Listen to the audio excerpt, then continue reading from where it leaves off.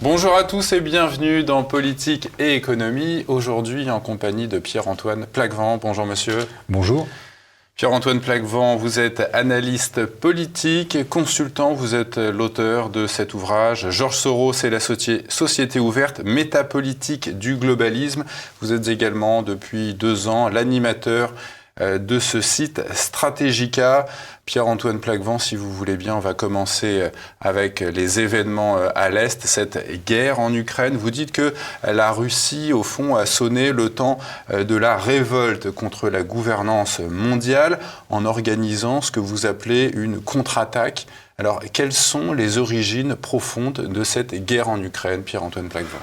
Il y a 2 volets. Il y a le volet déjà militaire.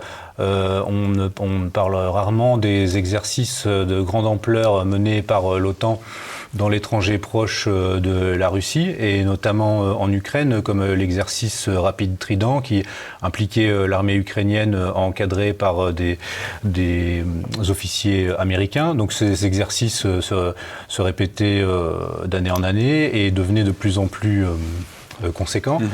On parle évidemment, après il y a la version russe des événements sur les laboratoires de guerre biologique qui représentaient un danger imminent d'après les observateurs russes, et l'idée que dans ces laboratoires étaient même menées des recherches sur des agents biologiques ethniques qui viseraient spécifiquement les populations slaves, que seraient manipulés même des oiseaux, des oiseaux migrateurs, qui ont étudié le déplacement des oiseaux migrateurs en Russie pour pouvoir répandre ces maladies encore plus rapidement, et sans que ça soit perçu comme une attaque de guerre.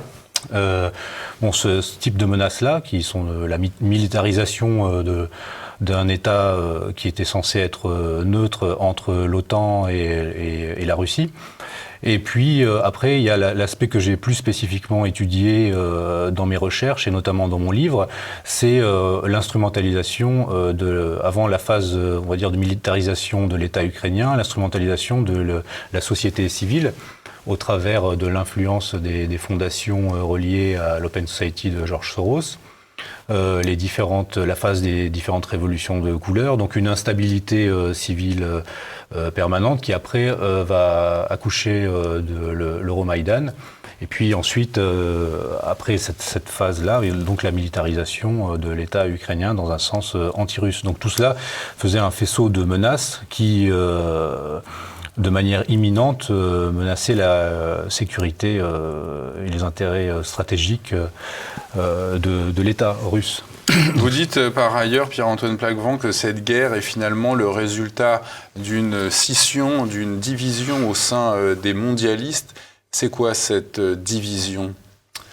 Non, ce que je pense, c'est une fracture au sein de l'ordre mondial, finalement, entre sa face occidentale et sa face, on pourrait dire, eurasiatique. Et ce sont 2 modèles de développement au sein de la gouvernance mondiale qui deviennent antagonistes.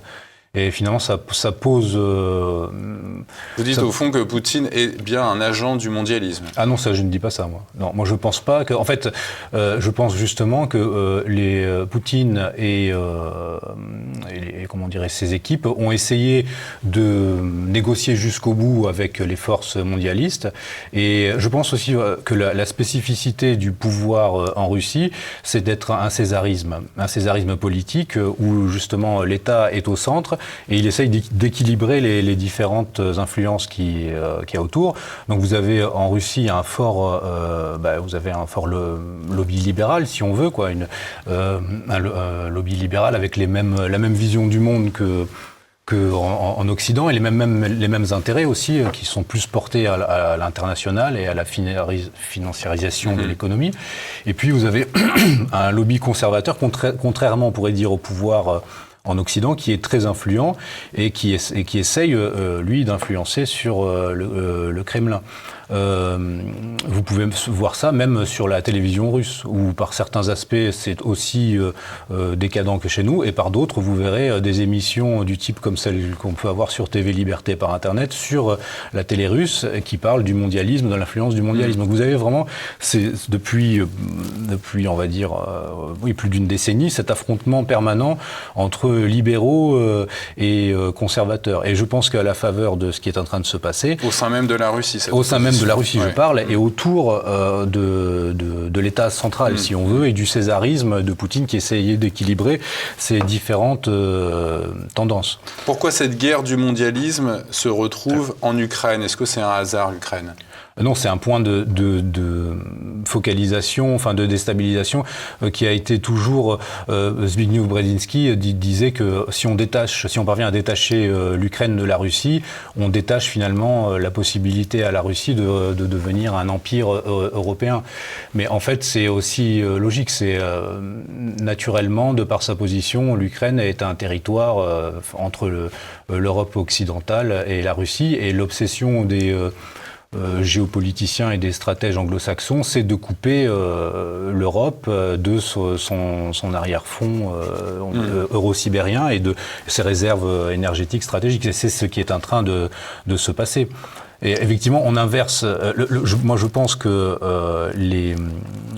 la partie russe a essayé jusqu'au bout de négocier avec l'Occident, a accepté même le covidisme, comme on a eu en Occident, avec justement, là, ce qui est intéressant de voir, moi j'avais observé ça, la première banque russe, Sberbank, qui est en pointe dans une forme de transhumanisme à l'échelle russe, même avec un peu le même projet de grande réinitialisation, mais à l'échelle de la Russie, d'accaparement des secteurs clés, de l'éducation et autres, chose qui était justement dénoncée par les conservateurs et les souverainistes russes constamment. Et là, à ce moment-là, pendant le covidisme, on a même eu un moment de flottement de pouvoir assez étrange où Vladimir Poutine a expliqué qu'il n'était pas du ressort de l'État central de gérer forcément la pandémie, mais que cela revenait aux gouverneurs des régions. Donc là, si vous voulez, l'axe un petit peu du césarisme politique a commencé un petit peu à s'effriter. Et je pense qu'à la faveur de la guerre, la partie finalement plus politique, plus militaro-industrielle du pouvoir reprend le pas sur la partie financière. Mais cette guerre est en cours, puisque certains conseillers de Vladimir Poutine, comme Sergei Glaziev, expliquent que la Banque centrale est toujours tenue par des gens qui ne sont pas forcément anti-russes, mais qui ont une vision de l'économie qui est encore trop occidentale, là où maintenant il faudrait rentrer dans une économie quasiment autarcique, en fait. Pourquoi vous dites, Pierre-Antoine Plaquevent, que cette guerre marque une réelle rupture anthropologique ?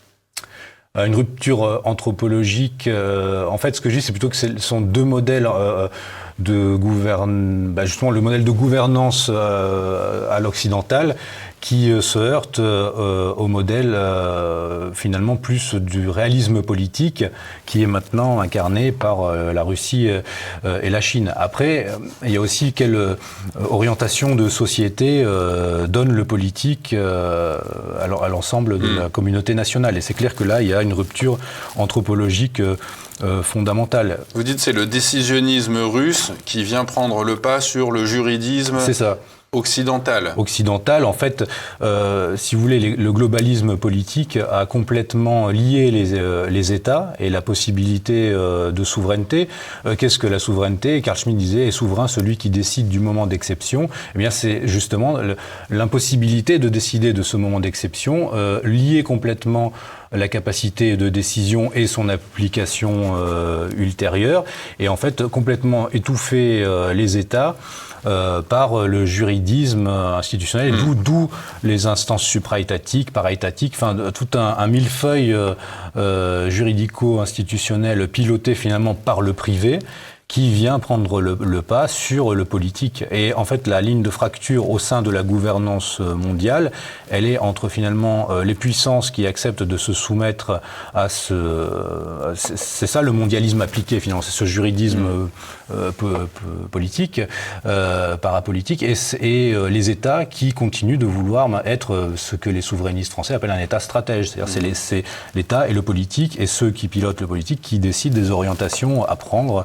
et du cadre même économique de développement en fait. On a pu voir au sein des troupes ukrainiennes ce régiment Azov, dont les soldats ont été pris en photo, le bras tendu, et avec derrière eux un drapeau du Troisième Reich et un drapeau de l'OTAN. C'est quoi la présence de ces troupes nazies au sein de l'armée ukrainienne ? Alors je pense que là, souvent on montre aussi des images de différents moments, c'est-à-dire si on prend le début des événements, en fait une partie des gens qui ont fait l'Euromaïdan étaient des nationalistes qui ont été utilisés comme pour faire le coup de poing finalement. Comme disait même un nationaliste ukrainien, sans nous, sans les néo-nazis, l'Euromaïdan aurait ressemblé à une gay pride en fait, ça n'aurait pas pu arriver à son terme. Donc en fait il y a différentes phases en fait, et au début on voit des gens dont certains je pense étaient sincèrement animés par un rejet de la corruption ambiante, de vrais militants politiques. Ça peut dire c'est l'avant-garde du début, et qui est effectivement animé par ce rejet du communisme, et qui a été aussi instrumentalisé de l'extérieur, et qui a recours à des symboles forts. Ensuite, on va dire la partie ultérieure, c'est la militarisation de ces gens-là, et en fait la transformation de ces groupes d'extrême droite en des groupes plus militarisés. Et puis ensuite, c'est la prégnance après du mercenariat, et ensuite après l'intégration du régiment, de Azov, qui devient un régiment Azov au sein de la garde nationale ukrainienne. Et là, on passe encore dans une autre phase où finalement l'élément radical et on pourrait dire les éléments du début, certains vont être conservés, certains cadres, mais après ça devient surtout quelque chose de militarisé, de mercenariat, avec des oripeaux radicaux en fait. Donc je pense après, si on veut aller sur ce terrain du néonazisme, en fait là on peut, dans mon livre, je développais cette notion, c'est que si vous voulez, le globalisme, pour encercler la Russie ou même la Chine, va essayer de pénétrer par des territoires où il y a des fractures économiques, mais aussi ethnopolitiques. On parle souvent de l'influence de Karl Popper sur Soros, mais il y a aussi l'influence de Gregory Bateson, qui est un anthropologue connu, qui a travaillé avec l'OSS pendant la Seconde Guerre mondiale, et qui lui avait observé comment les groupes humains pouvaient se scinder à partir d'éléments qui de l'extérieur n'apparaissent pas très prégnants, mais qui en fait deviennent des marqueurs identitaires significatifs, et il appelait ce processus la schismogénèse. Schismogénèse qui peut être en fait finalement, lui il faisait un constat, et finalement cette schismogénèse peut devenir une méthodologie politique. Donc en Ukraine, il était facile d'appuyer sur cette fracture historique entre les Ukrainiens de l'Ouest et de l'Est, entre ceux qui ont le souvenir du stalinisme, et qui pour eux le stalinisme représente, ou l'Union soviétique représente, ceux qui ont lutté contre les gens qui voulaient les tuer, et les autres de l'Ouest, inversement, le souvenir bandériste représente une lutte contre la Russie. Donc c'était facile d'instrumentaliser ce terreau-là. Si vous regardez bien, en périphérie, tous les États que le globalisme cherche à détricoter, en fait, le globalisme politique va utiliser ce genre de porte d'entrée. Près de chez nous, par exemple, vous avez eu la tentative d'indépendantisme catalan, qui est complètement les réseaux sont complètement infiltrés par les réseaux Soros. Donc c'est à tous les niveaux, les États centraux sont attaqués par cette méthodologie de la schismogénèse. En fait. Est-ce qu'on peut savoir, Pierre-Antoine Plaquevent, les conséquences à long terme que vont avoir ce conflit sur notre continent ? Quelle architecture internationale voyez-vous se dessiner ? C'est quand même complexe à l'heure actuelle de se projeter à ce niveau-là, mais je pense que là, nous allons vers une vraie fracture et en fait, nous arrivons à un affrontement historique entre finalement les globalistes qui tiennent l'Occident et qui ont réussi à transformer, à neuropirater, comme dirait Lucien Cerise, l'ADN politique de l'Occident et en faire une plateforme pour le mondialisme, en fait. Et maintenant, et depuis l'Occident, essaye d'imposer ce modèle-là au monde entier. Et là, nous avons finalement des puissances qui ont joué le jeu du globalisme et qui maintenant tentent de mettre un frein pour continuer à promouvoir leur modèle de développement. Le problème, c'est qu'avec la guerre en Ukraine, on rentre effectivement dans une phase qui va devenir toujours plus tendue. C'est le refus. Finalement, on avait l'ordre bipolaire jusqu'en 1991. Ensuite, l'unipolarité triomphante avec ces guerres impériales successives. Parce que finalement, qu'est-ce que la guerre en Ukraine si on la compare aux deux guerres du Golfe, à la guerre en Syrie et ses 500 000 morts. Enfin, c'est-à-dire, c'est une hécatombe mondiale que le mondialisme politique pousse depuis 1991 pour arriver dès 1991, George Bush Senior parlait du nouvel ordre mondial. Nous allons vers un nouvel ordre mondial. Donc, pour arriver à ce nouvel ordre mondial, tout est permis. Et là, c'est le match retour. Et c'est la première contre-attaque, on pourrait dire, anti-hégémonique. Les mondialistes ont finalement deux fers au feu. Ils ont un problème, ils ont deux ennemis. Ils ont un ennemi intérieur, c'est-à-dire les conservateurs ou les populistes au sein de l'Occident qui risqueraient on pourrait dire là, réinitialiser le logiciel politique de l'Occident, ce qu'on a eu avec Trump, par exemple. Et puis, ils ont un ennemi extérieur qui est la possibilité de puissance illibérale qui ferait une alliance anti-hégémonique. Et je pense que c'est ce qui est en train de se dérouler sous nos yeux. Est-ce que les Américains, en imposant ces sanctions économiques à la Russie, ne viennent pas de se tirer une balle dans le pied? Parce qu'on a vu que le président Poutine a dit à ses clients, aux gens qui achètent du gaz, aux pays qui achètent du gaz, que dorénavant, il faudrait payer tout cela en roubles. Oui. Donc, est-ce que tout cela, ça ne va pas faire descendre le dollar en flammes? Ah oui, et en fait, mais c'est un petit peu une forme de jusqu'au-boutisme. Et puis en plus, est-ce que jusqu'où toutes les sanctions vont être appliquées? Est-ce qu'il y a aussi beaucoup d'effets d'annonce? Et c'est surtout l'Europe qui va en souffrir, comme à chaque guerre entre l'empire thalassocratique anglo-américain et les empires continentaux eurasiatiques, c'est toujours sur le sol européen que cela se règle quand la guerre froide devient chaude. Et c'est les Européens qui en payent toujours le prix. Donc là, c'est quasiment une espèce de Yalta permanent, en fait, où on se fait déchiqueter entre si on prenait les termes d'Orwell, entre Océania et Eurasia. Donc, finalement, l'Europe n'arrive pas à trouver son indépendance. Et là, ce qu'on nous propose, c'est d'être le croupion de l'Occident, le croupion des États-Unis, qui eux-mêmes sont déclinants, et de couler avec eux. Alors qu'effectivement, la seule orientation, justement, géostratégique viable, c'est d'être dans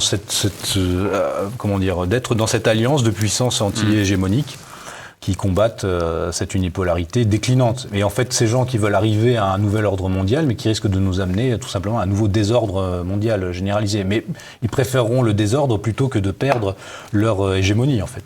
Est-ce que la conséquence, in fine, de cette guerre ne pourrait pas être une troisième guerre mondiale, comme disent les mondialistes, pour faire repartir la machine capitaliste? C'est possible. Je pense que ce qui freine cela depuis plusieurs décennies, et peut-être même depuis la guerre froide, c'est l'arme nucléaire. C'est la destruction mutuelle assurée par l'arme nucléaire. Parce que les mondialistes, pour l'instant, vivent encore sur Terre, et je pense que même passer plusieurs mois dans des bunkers souterrains, bon, c'est même pour eux, finalement, l'échange nucléaire aurait un impact trop grand, je pense, en termes de répercussions, même pour eux. C'est-à-dire, ça créerait de tels déséquilibres, il n'est pas certain qu'ils garderaient quand même la main mise. Mais comme ils sont dans une logique extrême, finalement, où c'est eux ou rien, tout est à craindre, effectivement. Table rase. Table rase, oui, ça serait possible. Après, quand on est dans la perspective des populations mondiales et qu'on considère finalement que l'humanité doit être, la taille de l'humanité doit être réduite, oui, un échange nucléaire, ce serait une chose... On va y venir à cette thématique de la dénatalité. Pierre-Antoine Plaquevent, vous dites que le phénomène Covid, que l'épisode Covid dont on n'est pas sorti, il faut bien le dire, a signé la fin de l'hégémonisme, de l'hégémonie du mondialisme à la sauce anglo-américaine. Expliquez-nous. Non, ce que je dis, c'est que, je pense qu'il faut voir l'architecture de l'ordre mondial dans son ensemble. Et ce qui est intéressant, c'est la notion qu'avaient développée les stratèges chinois dès les années 90, après la première guerre du Golfe, où ils parlaient que les Occidentaux mènent une guerre hors limite, c'est-à-dire hors des cadres habituels de la guerre. Et en fait, les globalistes mènent une guerre hors limite contre les populations occidentales aussi. Et finalement, comme je vous disais, ce parapluie nucléaire, en quelque sorte, empêche la confrontation immédiate. Donc, il faut trouver d'autres vecteurs. Et effectivement, le Covid était un moyen à la fois de geler la contestation interne au système occidental qui n'a fait que monter et dont le paroxysme a été les gilets jaunes, par exemple, en Occident, en France ou en Europe, et de saboter la mandature Trump. Et la fin de la mandature Trump qui avait des résultats positifs. Donc le but a été déjà celui-là. Et faire perdre Donald Trump et faire couler l'Europe. Voilà, faire perdre Donald Trump, étouffer la contestation qui commençait à se manifester et qui devenait beaucoup trop difficile à gérer, tout immobiliser, geler ça, et en plus, finalement, punir et dresser la population qui s'était soulevée peu avant. Vous pensez que Poutine aurait envoyé ses troupes en Ukraine si Donald Trump était resté à la Maison-Blanche ? Je ne pense pas. Je pense que ça se serait fait autrement. Et surtout, qui nous dit... Enfin, comment dire ? Si le Covid lui-même était déjà une opération de guerre biologique qui a dérapé ou quelque chose de cet ordre-là, qui nous dit que les Russes, selon leur version, s'apprêtaient à avoir un phénomène de type comme le Covid qui est apparu en Chine, mais en Russie. À partir de là, je pense que sous Trump, on n'aurait pas eu ce développement-là, d'autant que Trump lui-même avait coupé au début de l'apparition du Covid les subsides aux ONG qui travaillaient à l'augmentation, au gain de fonction virale au laboratoire de Wuhan. Donc, les choses auraient été complètement différentes. Et surtout, Trump est un réaliste politique et il évalue le rapport de force. Il n'est pas dans l'idéologie et dans le millénarisme comme sont, on va dire, les libéraux globalistes. Je vous propose à présent de nous intéresser à l'univers globaliste. Pierre-Antoine Plaquevent, vous dites aujourd'hui s'interroger sur les instances réelles de prise de décision relève du complotisme. C'est qui gouverne selon vous aujourd'hui ? Alors ça, c'est la question, on va dire... ce que je dis, c'est que finalement, maintenant, ce qu'on appelle complotisme, c'est s'interroger sur les instances réelles de décision. C'est comme un pare-feu, en fait. Donc, on oublie d'ailleurs aussi que l'accusation de complot, par exemple, c'était une des accusations du tribunal de Nuremberg face aux dignitaires nazis. Donc, l'accusation de complot, elle est admise, y compris par les instances mondialistes elles-mêmes. C'est une possibilité que des gens se réunissent, par exemple, dans la perspective de commettre un génocide ou ce que les historiens appellent un démocide aussi. Voilà. Donc cela existe et est admis. Donc on appelle maintenant complotisme toute forme de réflexion qui va essayer de relier des éléments qui sont éparses. Voilà. Et donc cela pose la question de la forme de l'ordre mondial. J'ai développé dans un des articles sur Stratégica, selon moi, il y a cette gouvernance mondiale, elle s'étage en différentes strates, et on a finalement les gens, en fait, pourquoi les gens vont chercher des informations alternatives? Parce qu'ils voient bien que la vie politique n'est plus gouvernée par les forces qui sont officiellement les forces politiques. Donc ils vont s'interroger. Voilà, donc c'est une démarche qui est en fait saine. Et puis comme les auteurs du manifeste conspirationniste qui viennent plutôt de l'extrême gauche le disent, oui, appelez-nous complotistes si vous voulez. Enfin, c'est peu importe quoi. Enfin, ce qui compte, c'est d'avoir des référents et des intelligents et que nos recherches soient sourcées. C'est tout l'objet de notre site Stratégica. Voilà. Et pour cette forme de la gouvernance mondiale, si vous voulez, vous avez ce dont on parlait tout à l'heure. Toutes les fondations privées, toutes les ONG qui ont fini par parasiter complètement les États. Et les États qui sont au nombre de 200 à peu près sur la planète sont toujours plus subsidiaires et dissous dans ces instances. Des coquilles vides. Des coquilles vides, mais pas entièrement. C'est-à-dire des coquilles qui ont été subverties en fait, et qui ont été... qui sont toujours utilisés, mais qui maintenant sont utilisés. On l'avait vu finalement au moment des Gilets jaunes, et on l'a vu encore plus à la faveur du Covid, qui sont utilisés contre les populations elles-mêmes. C'est-à-dire les États maintenant sont réduits à leur portion congrue, et en fait c'est l'application de la police et de la gestion de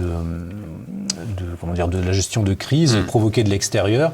Et c'est un peu comme la vaccination, c'est injecté depuis l'extérieur. L'État lui-même finalement n'est plus autonome. De toute façon, l'ennemi à abattre, c'est la souveraineté, c'est donc les États, et il faut les dissoudre et garder juste les partis qui peuvent être instrumentalisés par le globalisme politique. Et à nouveau, c'est ce que refusent Chinois, Russes, même l'ensemble des puissances eurasiatiques. Le personnel mondialiste anglo-saxon a mis au cours des dernières décennies une idéologie de réduction de la population dont on entend parler partout. On en parle dans un instant après la pause.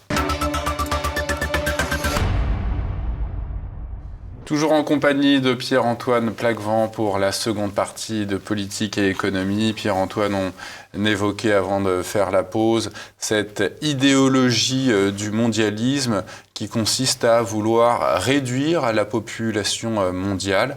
Est-ce que vous pouvez nous expliquer d'où vient cette idéologie ? Alors c'est un des volets de l'idéologie mondialiste, c'est récurrent. Je pense qu'il y a déjà un aspect très pratique, c'est dans la perspective d'une 4e révolution techno-industrielle, dans la grande réinitialisation, les mondialistes vont se retrouver avec un excédent de population qu'il va falloir maintenir. Alors Zbigniew Brzezinski parlait à l'époque du tititainment, un mélange d'aide sociale et d'amusement télévisuel pour maintenir cette population. Le pain et les jeux. Le pain et les jeux réactualisés. Mais au bout d'un moment, un peu de revenus universels, un petit peu de gig economy, de petits boulots, d'ubérisation, un petit peu de télé-réalité, d'abrutissement. Mais au final, quand vraiment votre mode de vie se dégrade, ça fait toujours des gens qui peuvent devenir des gilets jaunes potentiels. Donc cette part-là de population, il faut commencer à la réduire. C'est de la démographie politique, tout simplement. Là encore, on va parler de c'est du complotisme. Non, c'est de la gestion du cheptel pour les mondialistes. Donc il faut réduire cette part de la population qui est problématique et puis la réduire progressivement par palier. Je vous entends parler utiliser ce mot de cheptel qui est quand même assez violent. Vous pensez que vraiment que ces élites mondialistes prennent les populations pour des masses qu'il faut gérer comme on pourrait gérer, je sais pas, un stock, des sangliers en forêt, si on travaillait dans l'office des forêts. Alors ça, ce sont des terminologies qui sont employées par ces gens-là eux-mêmes.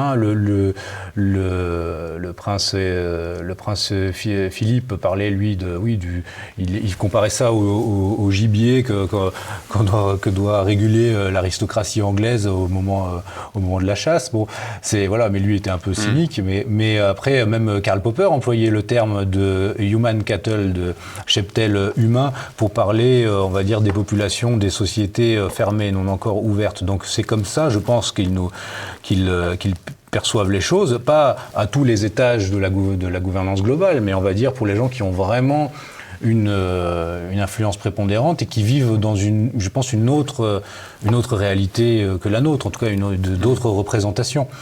Comment les mondialistes agissent concrètement sur toutes les politiques démographiques si vous regardez par exemple la fondation Rockefeller et l'implication, là dans un dossier pour Stratégica, j'ai détaillé ça, l'implication de la fondation Rockefeller dans tout ce qui est planning familial et modification, voilà, même le droit à l'avortement, toutes ces choses-là. À chaque étape clé, la fondation Rockefeller a joué un rôle majeur, y compris dans donc ça passe par la promotion de l'avortement, des droits de la femme, subvertie ou maquillée et qui amène justement à la promotion de l'avortement et autres.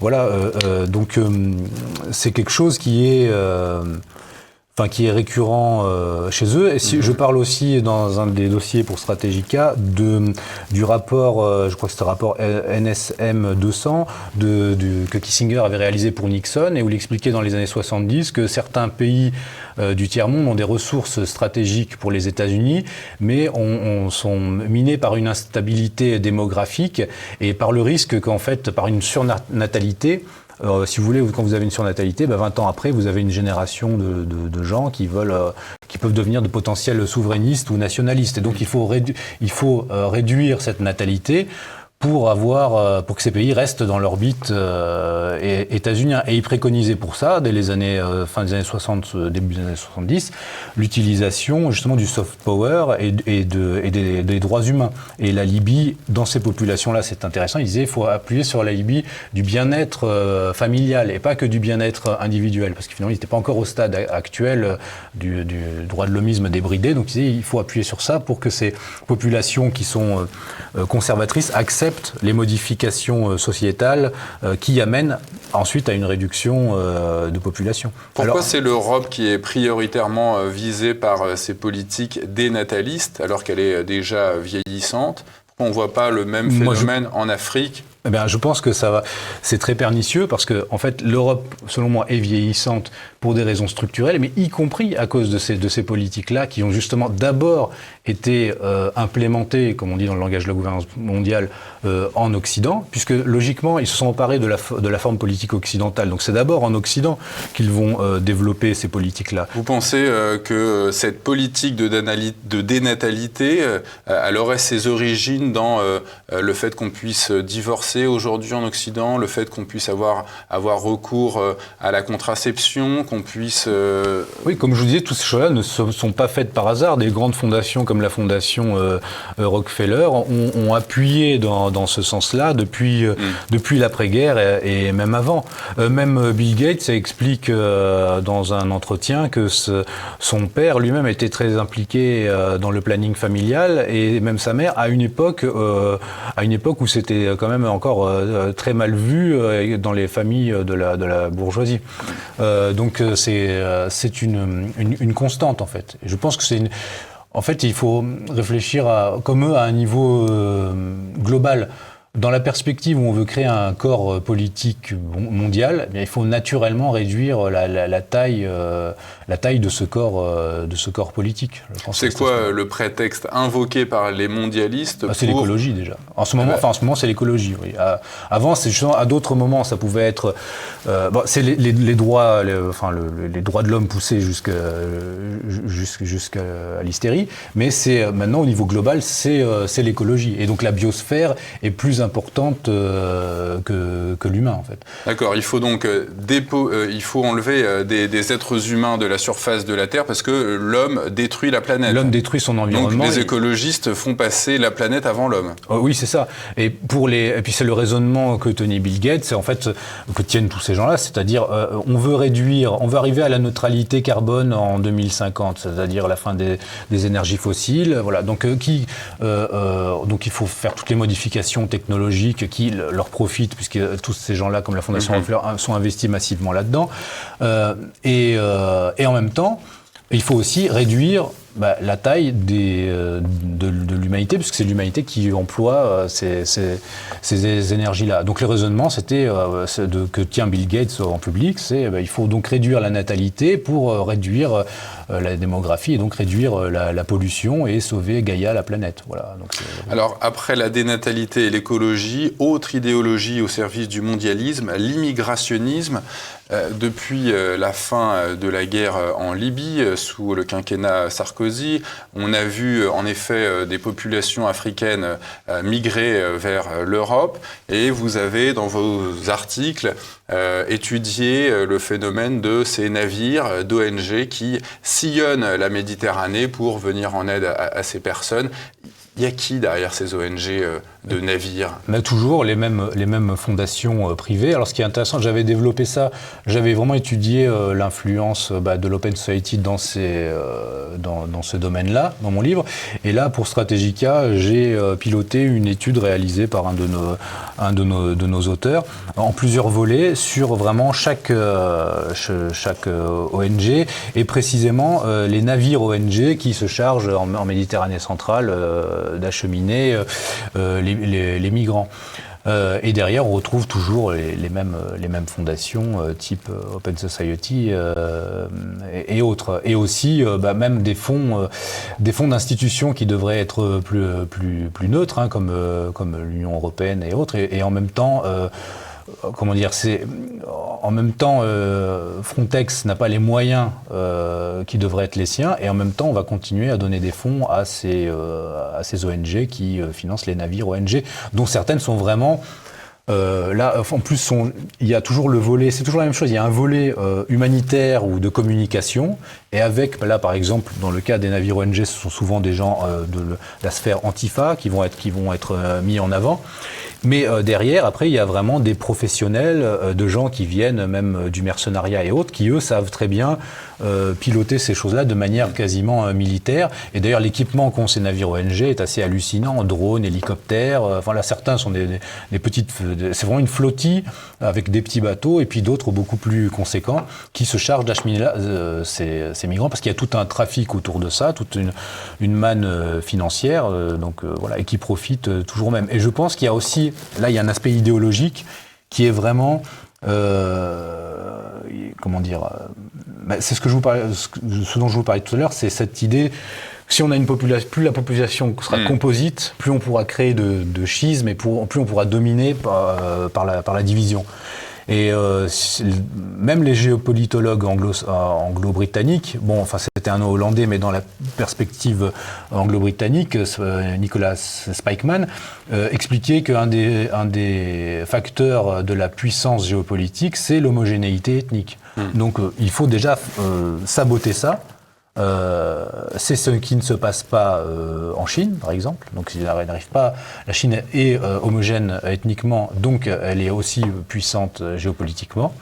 En Europe, il faut aussi saboter ça, le miner, et créer des divisions. Et ça permet d'entretenir aussi le ressentiment postcolonial en Afrique.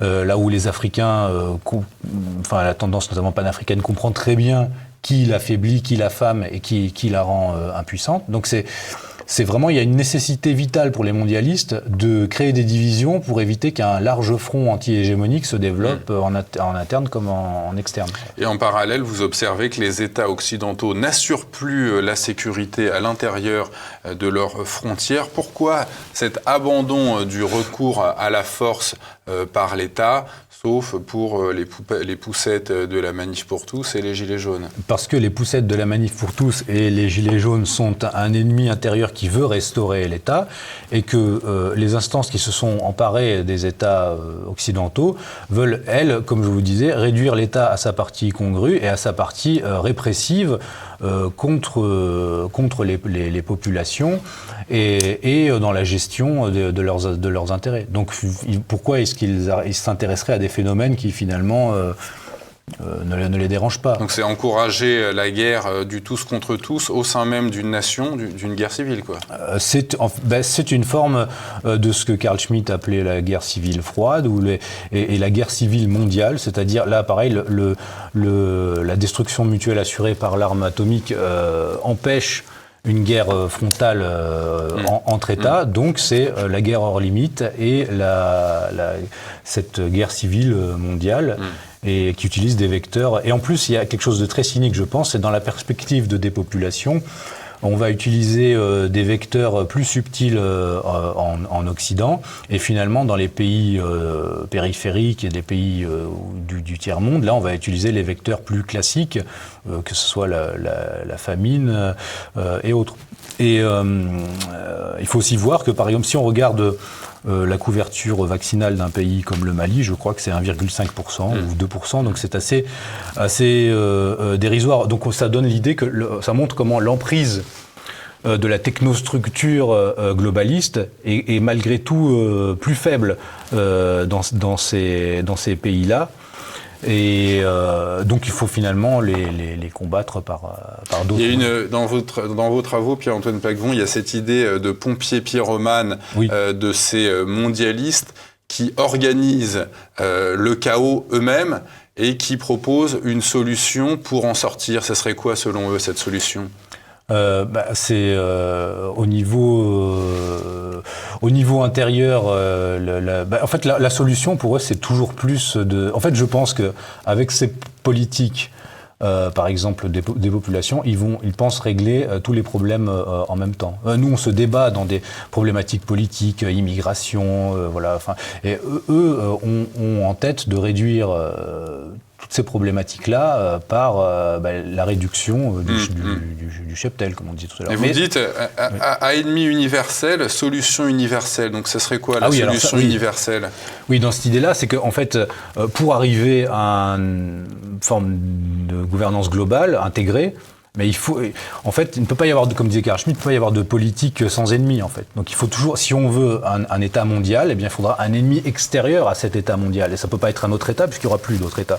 Donc en fait, c'est toujours la succession des criminels contre l'humanité qu'on a depuis 1945, et à chaque fois qu'ils ont un nouvel avatar, voilà, Bachar al-Assad, Milosevic, et maintenant, ce sera Poutine. Hein, là, on pourrait dire, le criminel contre l'humanité final. Hein, ça va être ça. On va nous présenter ça de plus en plus. Et donc on a cet ennemi-là. Puis avant ça, ça peut être un virus. Là, c'est l'ennemi parfait, puisque c'était l'ennemi invisible qui là touche tout le monde. Vous pouvez avoir l'avatar du terrorisme. Là, pareil, ennemi aussi diffus qui peut être dans la population, et d'autant plus dans une population composite. Donc c'est tout ce type d'ennemi où et on le voit maintenant depuis plusieurs années. On vit en fait dans la terreur permanente, enfin la terreur médiatique permanente. C'est-à-dire on ne nous laisse pas nous reposer un instant. C'est un ennemi en remplace un autre, une peur en remplace une autre. En même temps, une exaltation doit en remplacer une autre. Enfin, donc, et là maintenant, l'ennemi russe succède au virus, voilà, jusqu'au prochain. On voit aujourd'hui, Pierre-Antoine Plaquevent, que la Chine semble la première opposante à cette gouvernance mondiale, et pourtant elle est complètement intégrée aux institutions internationales. Comment vous expliquez ce paradoxe ? On avait vu que pendant l'OMS, l'OMS était assez chapeauté par la Chine. On a vu que la Chine est rentrée au début des années 2000 dans l'OMC. Comment on explique le paradoxe ? Je pense que la Chine n'est pas peut-être au départ en fait un ennemi, mais c'est un rival en fait, un rival au sein de la gouvernance mondiale, et qui a été finalement que les Occidentaux, enfin ceux qui tiennent l'Occident, imaginaient être la gouvernance mondiale comme une sorte de duopole en fait, entre un pôle occidental et un pôle oriental, et le pôle oriental aurait été la Chine. Mais la Chine a des velléités justement d'autonomie stratégique, qui je pense là pose un réel problème à la gouvernance globale. Donc là, la Chine a habilement profité des outils qu'on lui permettait d'utiliser, elle les a complètement subvertis et pénétrés à l'intérieur. Et par exemple, si vous regardez l'OMS, par le biais de son actuel président qui est éthiopien, qui est passé par les organisations communistes éthiopiennes qui travaillaient avec le Parti communiste chinois, et l'Éthiopie, dont l'économie a connu un boom exponentiel depuis les années 2000 par l'arrivée des Chinois, vous avez là une influence. En fait, la Chine exerce une influence politique sur les institutions internationales, mais là où les fondations privées, comme la fondation Gates, exercent vraiment une influence économique et idéologique. Donc c'est une guerre de mondialistes à l'intérieur de la structure mondialiste. Voilà. Mais avec des armes différentes, par l'influence chinoise et par la finance américaine. Oui, c'est ça. Enfin, chacun utilise les moyens qui sont à sa portée. Et je crois que c'est Deng Xiaoping qui parlait il faut croître dans l'obscurité, en fait. C'est-à-dire, et donc les Chinois sont assez.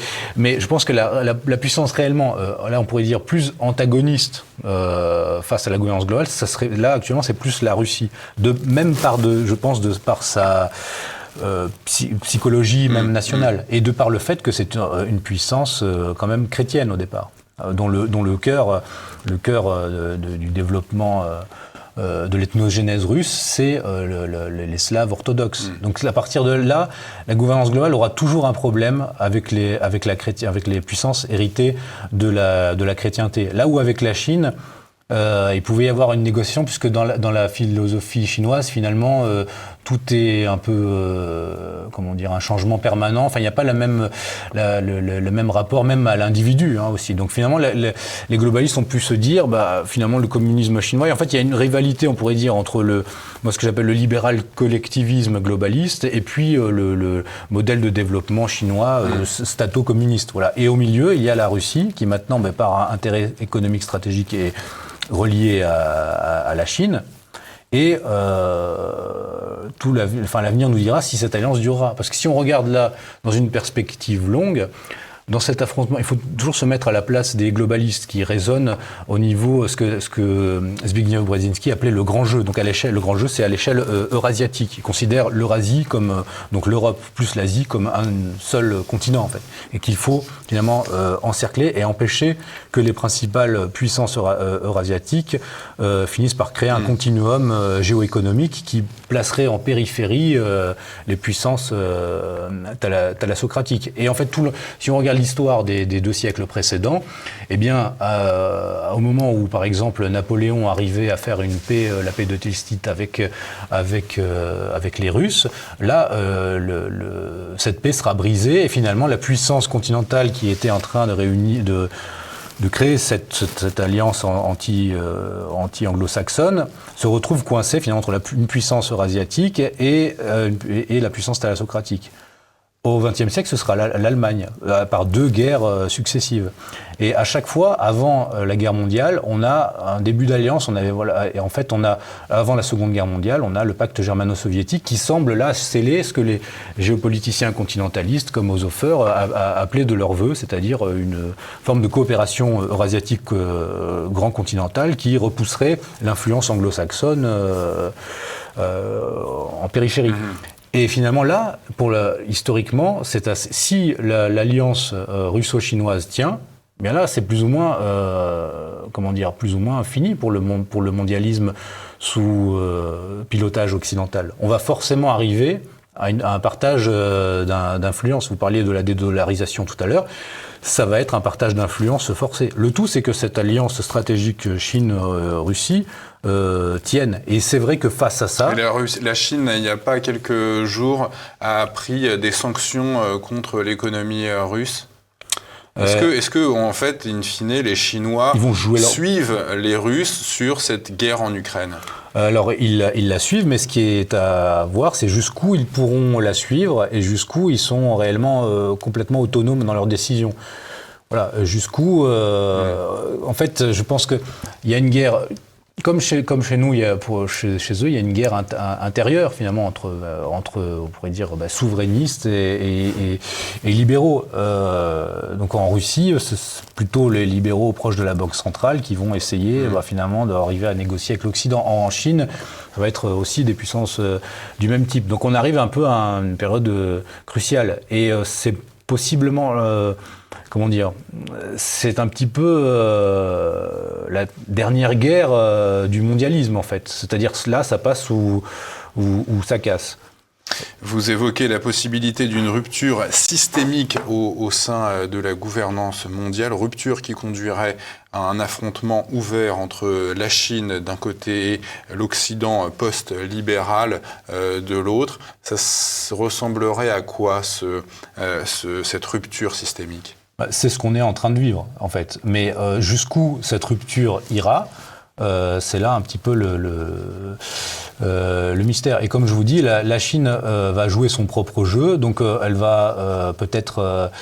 elle n'a pas d'intérêt, elle a un intérêt à soutenir la Russie face aux Occidentaux, mais elle n'a pas intérêt à être complètement antagoniste des Occidentaux non plus. Donc c'est une sorte d'équilibre comme ça. Est-ce que cet équilibre pourra être maintenu ou je ne sais pas. Et après, on pourra avoir une lecture qui est intéressante, c'est celle qu'a développée Carl Schmitt aussi, c'est l'idée que je pense qu'on arrive à ce nœud historique de la confrontation finalement entre le globalisme politique et les restes d'une vision plus stato-centrée. Et en fait, dans la perspective, on pourrait dire théopolitique, c'est ce que Carl Schmitt appelait le catéchon, c'est-à-dire le frein. Et il s'inspirait là de saint Paul, qui, parlant aux chrétiens de Thessalonique, leur disait, les chrétiens de Thessalonique qui demandaient à saint Paul quand est-ce que va arriver la fin des temps. Il disait la fin des temps ne peut pas arriver. En fait, le retour du Christ ne peut pas arriver tant que ce catéchon, ce frein, en fait, au catéchon, c'est freiner, n'est pas enlevé. Alors, les pères de l'Église et puis les théologiens... Le frein, c'est la Russie et la Chine. Le frein, c'est en fait, au départ, l'Empire romain, dans la perspective de saint Paul. Donc, c'est la puissance politique, en fait. Et donc, les commentateurs, les exégètes ont fini par arriver à dire, en fait, c'est l'Empire romain, mais c'est aussi l'Empire romain, les successeurs de l'Empire romain, les États qui ont succédé à l'Empire romain. Et là, on va dire, le dernier État qui se confronte encore ouvertement à cette ça n'est plus Rome, c'est Moscou. Oui, mais Moscou... Rome ayant été subverti déjà... Oui, mais Moscou est un avatar de Rome, de par Constantinople. Donc c'est ça, en fait. C'est-à-dire que nous, on a une vision plutôt occidentale, catholique, par exemple, de la romanité. Mais il ne faut pas oublier que pour les orthodoxes, la romanité est aussi orthodoxe. Et que même, par exemple, les musulmans, appelés turcs, appelés Romaioi, romains, les citoyens de l'Empire byzantin. Donc pour eux, ils sont romains. Donc c'est la suite de en fait, la romanité, la chrétienté romaine a été presque partout subvertie par le mondialisme politique, mais il reste encore un poumon à abattre en Russie. Et finalement, si vous avez d'un côté, en fait, les deux puissances qui incarnent la suite de la romanité politique, je pense que c'est dans l'ère catholique, c'était la France, et dans l'ère orthodoxe, c'était la Russie. Donc, ce sont les deux ennemis prioritaires à abattre pour le mondialisme politique. La France, ça fait longtemps. Le prochain, donc, c'est la Moscou. Russie. Mais la France, ça fait longtemps. Après, on ne sait jamais. C'est le problème qu'ont les mondialismes, c'est que la mauvaise herbe repousse toujours. Donc, voilà. Pierre-Antoine Plaquevent, je rappelle que vous êtes l'animateur du site Stratégica que vous avez lancé il y a 2 ans et vous êtes aussi l'ouvrage de ce livre qui avait rencontré un beau succès de librairie et qu'on peut trouver sur la bibliothèque de TV Liberté, la boutique, excusez-moi. Georges Soros et la société ouverte, métapolitique du globalisme. Merci à vous d'être venu sur notre plateau et quant à nous, on se retrouve bientôt pour un prochain numéro de Politique et Économie.